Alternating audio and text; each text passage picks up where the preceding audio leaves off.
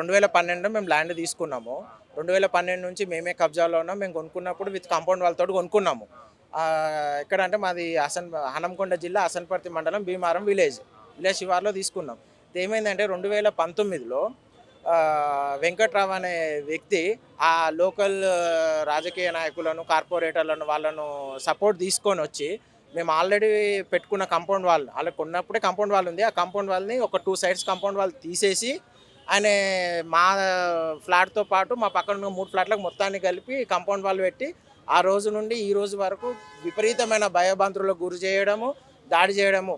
పోయి రాత్రి కన్స్ట్రక్షన్ చేస్తుంటారు. పోయి కన్స్ట్రక్షన్ ఆపడానికి పోతే 40 మంది 50 మంది వచ్చి దాడి చేస్తుంటారు. రీసెంట్గా మొన్న 5వ తారీఖు ఏమైందంటే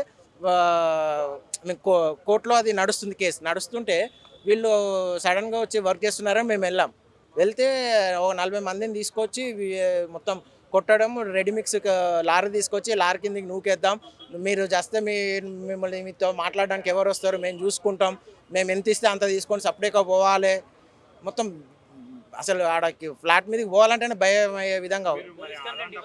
అయితే మేము 5వ తారీఖు వెళ్ళి పోలీస్ కంప్లైంట్ ఇచ్చాము. పోలీస్ వాళ్ళు అయితే ఫస్ట్ 100 కాల్ చేసాము. హ్యాండ్ మీదకి వెళ్ళి 100 నుండి వాళ్ళు వచ్చి మా ఆపోజిట్ వాళ్ళతోటే సపోర్ట్గా మాట్లాడుతున్నారు. వీళ్ళు మాకు సపోర్ట్ చేస్తలేరని మళ్ళీ 100కి ఫోన్ చేసినాం. ఫోన్ చేస్తే అప్పుడు వచ్చి వాళ్ళు ఏమన్నారమ్మా, ఏం లేదు మీరు స్టేషన్, మా ఫోన్లు గిన్లు గుంజుకోవడం, స్టేషన్కి రమ్మన్నారు.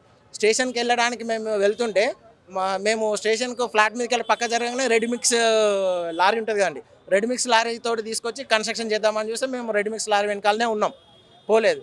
లాస్ట్కి మళ్ళీ సిఐ గారికి మన కంట్రోల్ రూమ్ నుండి కాల్ వస్తే వాళ్ళకు చెప్తే దాన్ని లారీని వెళ్ళగొట్టి మమ్మల్ని రమ్మన్నారు. స్టేషన్కి వెళ్తే మీకు ఏం కావాలమ్మా సార్, మరి వీళ్ళు కన్స్ట్రక్షన్ చేస్తున్నారు, ఆ కన్స్ట్రక్షన్ ఆపాలి, వాళ్ళ మీద కంప్లైంట్ తీసుకోండి అని అంటే సిఐ గారు అక్కడ ఉన్న ఎస్ఐ గారికి రిఫరెన్స్ ఇచ్చాడు దీన్ని ఎంక్వైరీ చేయమని. వీళ్ళు ఏం చేస్తారు, మార్నింగ్ స్టేషన్కి రమ్మంటారు, మార్నింగ్ పోతే మాకు వేరే కేసు ఉన్నది, మధ్యాహ్నం రమ్మంటారు, మధ్యాహ్నం పోతే సాయంత్రం రమ్మంటారు. లేకపోతే ఏమంటారు అంటే వచ్చి ఆయన కాంప్రమైజ్ కమ్మంటాడు, ఆయన ఎంత ఇస్తే అంత తీసుకోండి, కాంప్రమైజ్ కండి అని వాళ్ళు కాంప్రమైజ్ మాట్లాడుతున్నారు. ఎమ్మెల్యే వాళ్ళకి సపోర్టే ఉన్నారండి, వాళ్ళ దగ్గర డబ్బులు తీసుకున్నట్టున్నారు, వాళ్ళకి సపోర్టే ఉన్నారండి. మీరు వెళ్ళిరా లేకపోతే వాళ్ళ సపోర్టర్ అని మీరు అనుకుంటున్నారా? మేము కార్పొరేటర్ దగ్గరికి వెళ్ళినామండి, 10 సార్లు కూడా వెళ్ళినామండి. వెళ్ళి ఏమంటారండి, అక్కడ 24,000 ఉందండి గజము, మాది 673 గజాలు అన్నారండి. 20 లక్షలు ఇస్తారు తీసుకో అన్నారండి. మేము 12 ఏళ్ల కిందనే 20 లక్షలు పెట్టుకున్నామండి.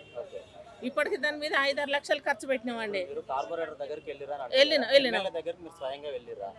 ఎమ్మెల్యే దగ్గరికి వెళ్ళలేదండి, స్వయంగా వెళ్ళలేదండి.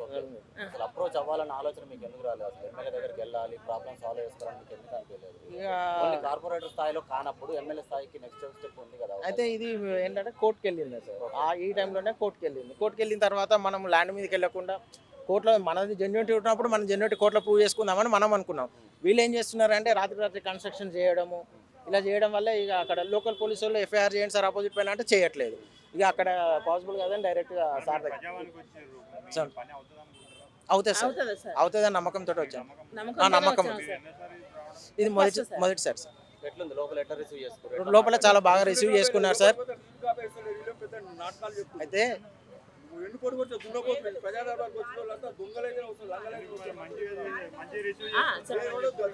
మొన్న 6వ తారీఖు నాడు లారీ వచ్చిందండి, లారీ ఆపబోయిందండి. ఆపబోతే మగ మనిషిని తీసుకొచ్చి నా మీద దాడి చేసి లారీ కింద నూకుదామండి, దీన్ని పేగులు వెళ్తాయి, బయట వాళ్ళు కాంప్రమైజ్ అయినలు అగ్గవసాగ్గో అయితే వాళ్ళు తీసుకున్నారు, ఇదెందుకు తీసుకోదు, ఇది అదే అనండి. బూతులు పరమ బూతులు అండి. భాస్కర్ రావు అనుచరులు, ఒక అనిల్ అని ఒక రఘు, వీళ్ళైతే విపరీతం అండి.